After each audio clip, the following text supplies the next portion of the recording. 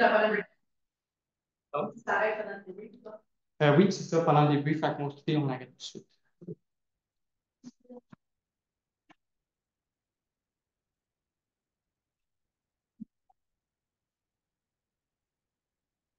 C'est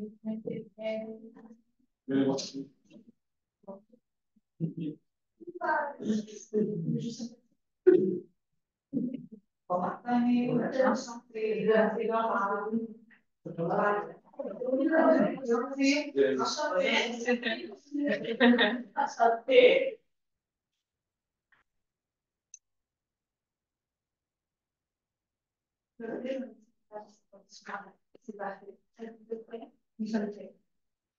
La durée de la présentation va se situer entre 13 et 15 minutes. Un point sera réduit par 30 et 30 secondes manquantes ou supplémentaires.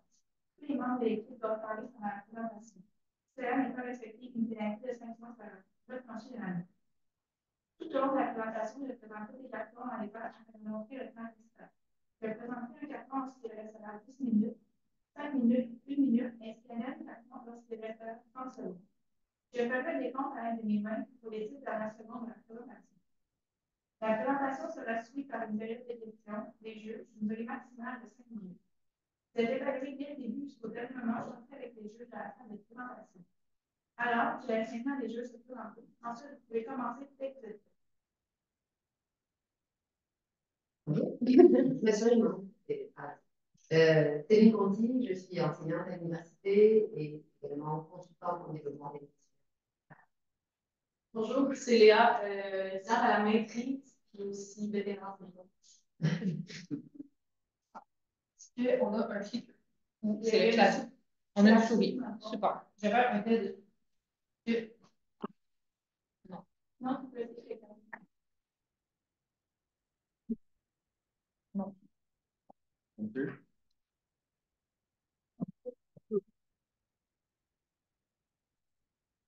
Non, c'est bon, ça marche pas. Attendez. Ça, c'était pas dessus. Ouais, si je fais ça de même. Ben, si je fais genre, OK. OK. Fait que faut juste pas le mouvement. Excusez-moi. Ben, non, mais avec les livres, vous êtes correct, je l'ai. Je pense. Oui. C'est bon. Tu peux te promener avec? On va faire des tests sur ça, les plus pour les prochaines minutes.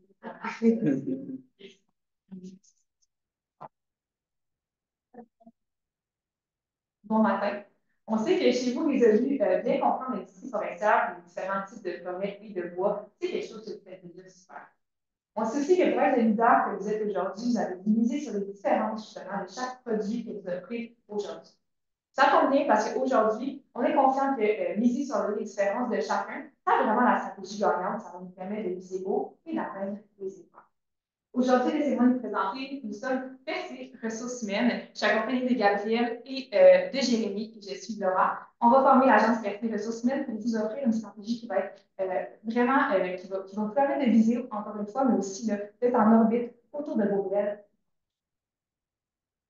Aujourd'hui, vous nous avez confié une mission, celle de créer un environnement propice à la stabilité et à la confiance chez Résolu pour vos employés internationaux. De notre côté, on s'est fixé deux objectifs, augmenter le taux de rétention des employés internationaux et augmenter le taux de satisfaction du processus d'accueil.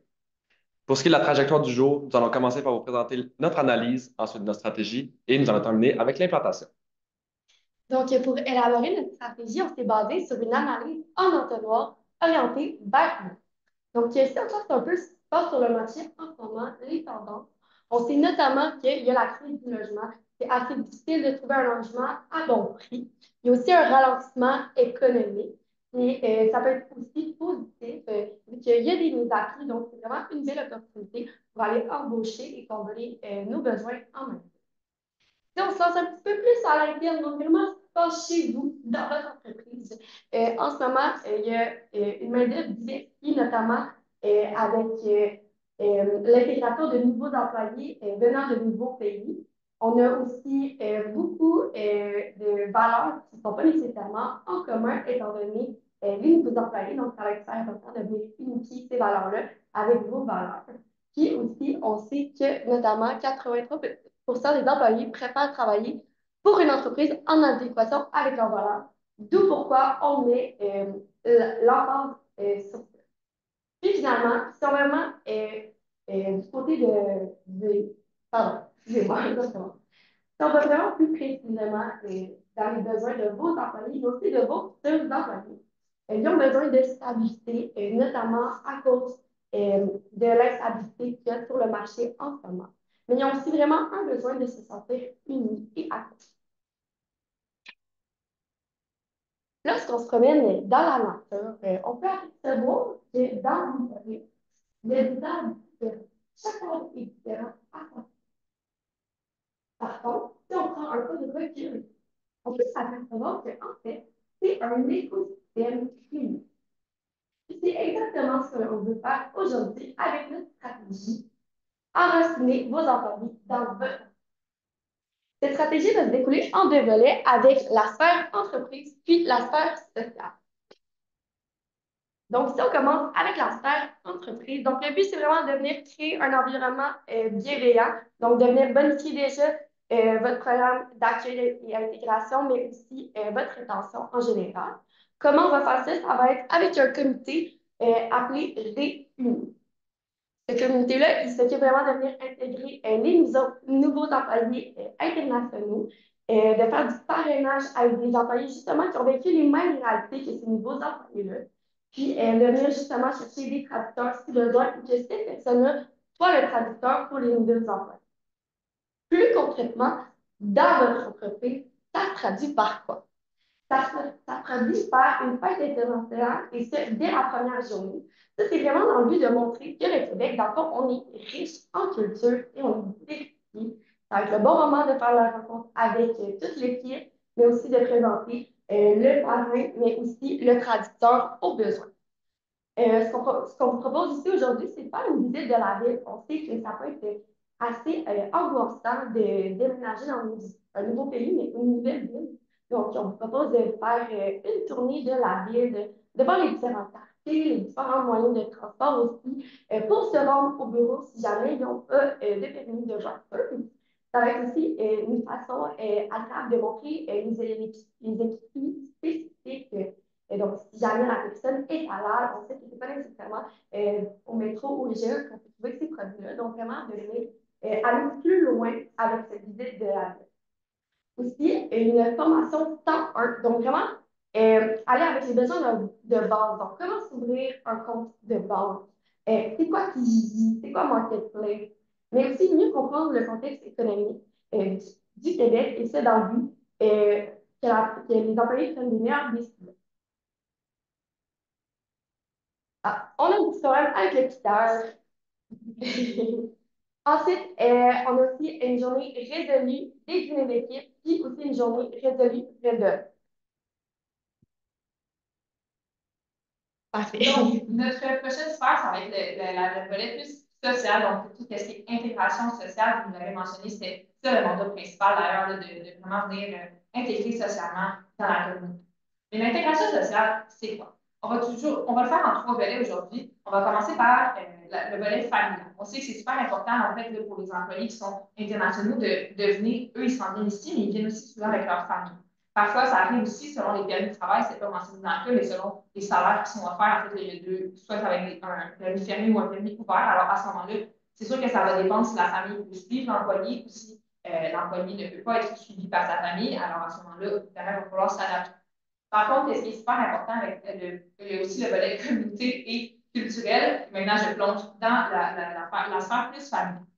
Donc, qu'est-ce qui va être super important, en fait, ça va vraiment venir inclure les familles dans la démarche d'immigration au final. Donc, comment on peut faire ça? En fait, on peut agir comme agent facilitateur de cette immigration-là, notamment en permettant justement des permis qui vont être plus ouverts à cet individu-là, donc en offrant des salaires qui sont plus élevés pour justement aller chercher ces permis-là. Mais aussi, là, avec accueillir une famille avec bienveillance. Qu'est-ce qu'on veut dire par là? Bien, tout d'abord, c'est une de vos valeurs, la bienveillance. Donc, on ne dit pas que votre processus actuel d'accueil et d'intégration est suffisant. Par contre, ça va être important quand même de venir porter une attention particulière justement avec ce volet.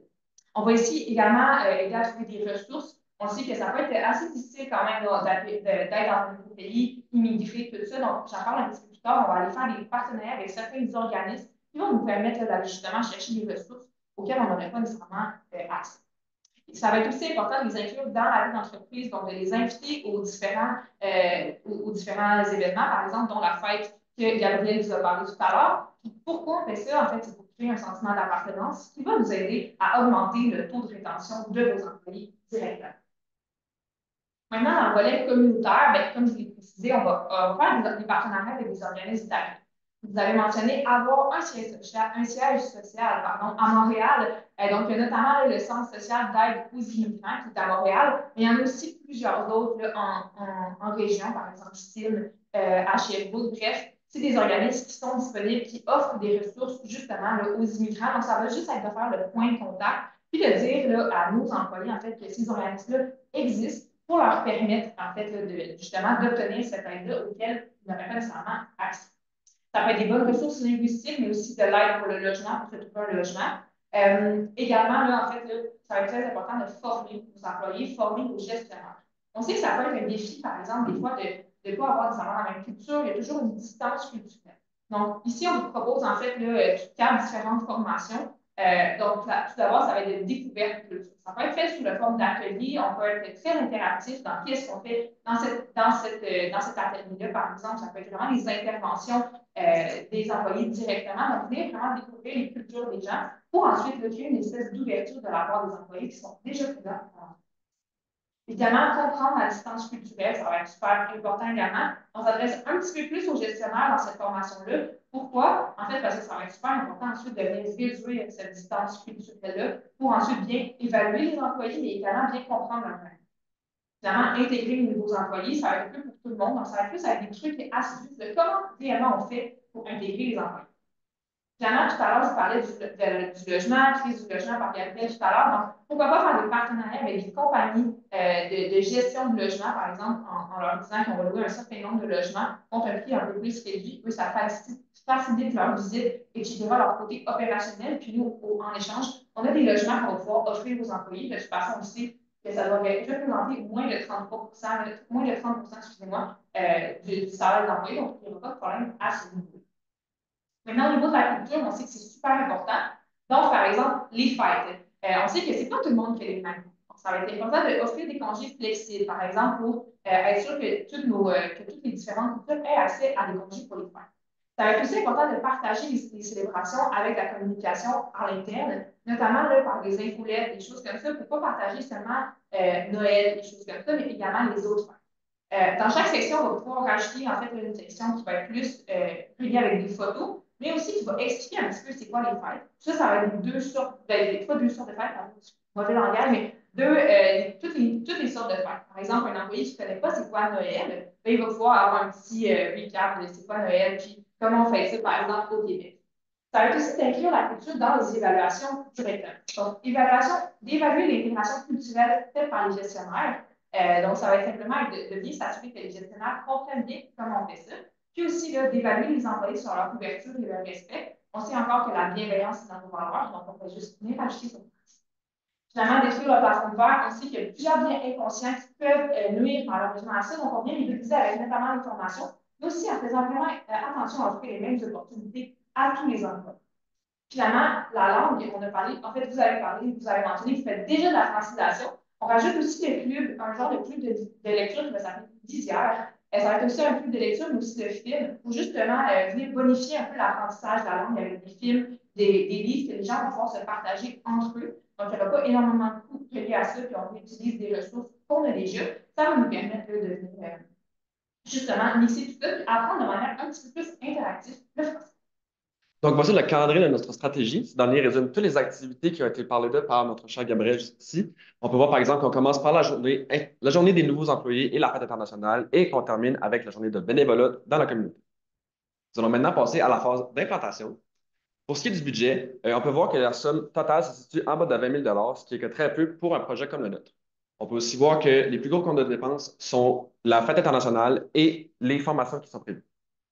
On vous a aussi préparé un échéancier de notre stratégie. Donc, on va vraiment venir commencer avec la création du comité. Puis ensuite, on va venir découler les différentes tâches et pour finir avec un sondage d'évaluation et d'amélioration du processus.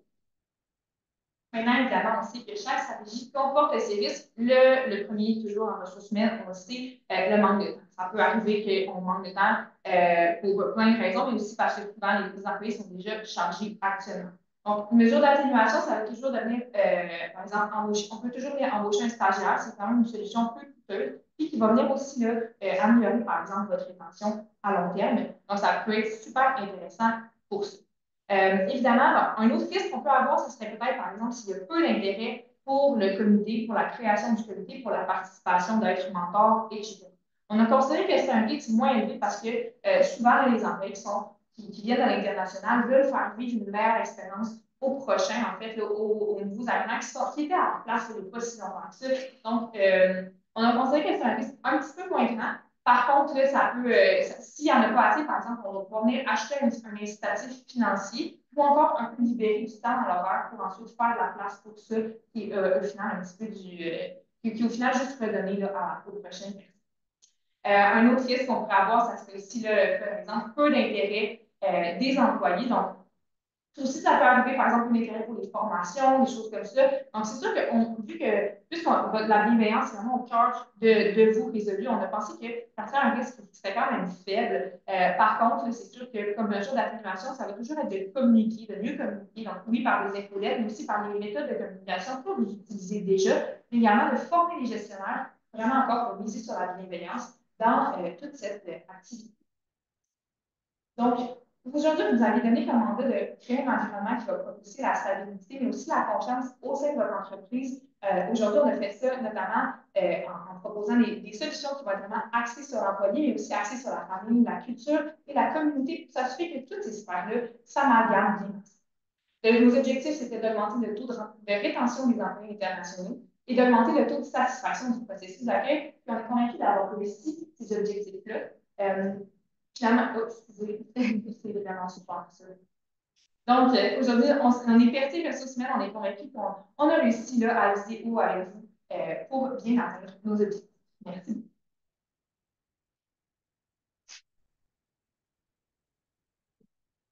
Oui, vous avez des questions.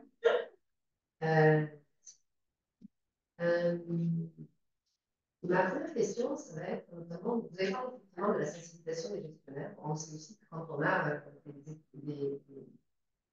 des employés internationaux qui arrivent, il faut que les gestionnaires sont sensibilisés. On sait qu'il crée un problème de diversité dans les organisations, parce que malheureusement, on peut mettre en place plein de mesures. S'il n'y a que les gens concernés qui sont concernés, c'est problématique. Est-ce que vous avez réfléchi à justement comment sensibiliser les gestionnaires, comment sensibiliser les équipes à s'ouvrir à l'interculturalité et à effectivement pas voir l'autre comme un autre? Oui, c'est sûr que justement, le but, un des buts du comité réuni, c'est vraiment de réunir, ça le dit dans son nom. Donc, on va essayer de justement de construire un comité qui va être diversifié avec, oui, pas juste des gestionnaires, mais aussi un peu tout le monde. Évidemment, ça va être surtout des volontaires, parce qu'on veut comme impliquer un petit peu tout le monde. Ça va venir aussi par les communications, donc justement, tout à l'heure, je parlais des fêtes, mais ça peut être aussi certaines grandes célébrations ou autres là, qui seraient pertinentes de différentes cultures en partager, donc des moments, des choses comme ça. Également aussi une formation. Donc, oui, on pense les offrir aux gestionnaires, mais il y en a aussi certaines qui seraient offertes aux employés, notamment justement à la découverte des cultures, des choses comme ça, pour promouvoir l'ouverture d'esprit et le respect de chacun. Moi, j'ai une question. Je sais qu'il y a une petite partie de votre stratégie qui était par rapport à tout ce qui est numérique, les infolettes, etc. Ce qu'on recrute vraiment intentionnellement, c'est des gens qui vont être sur le terrain, en usine directement sur le plancher. Ces gens-là n'ont pas accès nécessairement à la disponible, ils ne sont pas nécessairement disponibles en dehors des heures de travail autant que le secteur de gestionnaire. Comment les gens écoutent ces là plus Oui, ben c'est sûr qu'il y a toujours des réunions de corps. Quand on disait, il y a toujours des réunions de corps, mais également des parties plus ouvertes, donc il y a des choses comme ça qui sont des excellents endroits pour mettre toutes les communications là, qui devront être passées justement dans ces milieux-là. Donc, ça peut être on a parlé du numérique, mais également le papier en usine, c'est toujours quelque chose encore d'assez. Effectivement, même un petit peu rajouter une petite chose. Justement, avec mon formation étape 1, on veut pouvoir mettre en place justement créer une analyse sur le pour ces personnes-là, parce qu'on veut une intégration pas juste dans l'entreprise, mais aussi dans la vie en général. Donc, c'est justement que ces enfants-là vont avoir besoin d'une aide pour quand même. Donc, c'est aussi avec la formation. Au niveau de l'intégration des salariés étrangers, on sait aussi qu'un des enjeux majeurs, mais une des causes de l'échec, la plupart du temps, c'est la famille. Donc, vous avez parlé un peu, effectivement, je trouve ça pertinent de parler de l'intégration de la famille, de ce que vous souhaitiez faire. Moi, j'aimerais savoir un peu comment vous avez les intégrés en amont du processus. C'est-à-dire avant même de vous assurer que vous faites pas venir des gens et que les familles ne sont pas forcément prêtes à suivre. Oui, bien c'est sûr que ça, on n'a pas vraiment touché aux 9 étapes que vous avez déjà. Par contre, c'est sûr que, en fait, là, une des premières étapes qui est déjà vraiment faite en tout cas, dans le processus, une des étapes super importantes, c'est justement de poser des questions sur la famille sans être intrusif. Mais c'est sûr que dans un contexte où on va aller faire immigrer un employé, c'est sûr qu'on veut savoir si sa famille veut venir avec lui.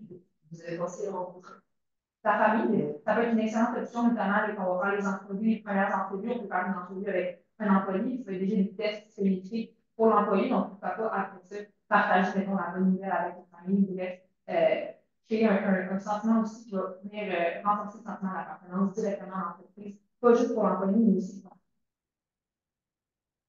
la majorité des officines au Québec, c'est des travailleurs québécois qui sont fortement ancrés, surtout ce type de salariés, fortement ancrés dans leur culture de travail, chez moi 8 heures, pas plus pour moi.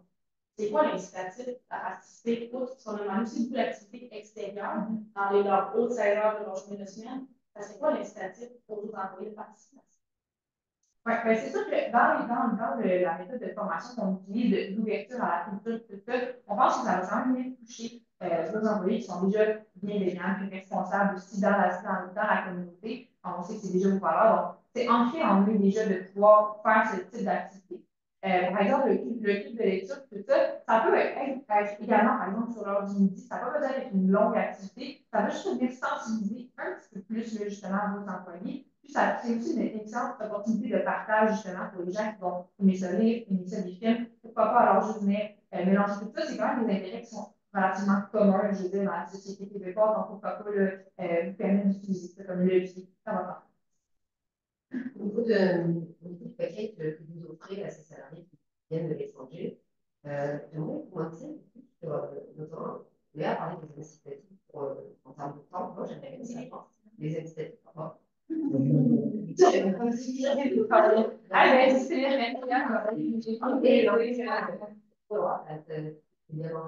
Ouais, ben c'est pas compte de ton nécessaire. C'est pour ça que